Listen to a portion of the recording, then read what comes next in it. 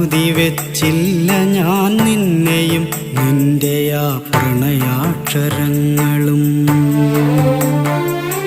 നോവേറെയാകുമ്പോൾ നീ പറയാറുള്ള കഥകളിൽ ഞാനില്ല എന്നു ഞാനറിയുന്നു. സ്വപ്നങ്ങൾ സ്വപ്നങ്ങൾ മാത്രമാണെന്നും കഥനങ്ങളെന്നും യാഥാർത്ഥ്യമാണെന്നും ഞാനിന്നറിയുന്ന പൊള്ളുന്ന സത്യങ്ങൾ.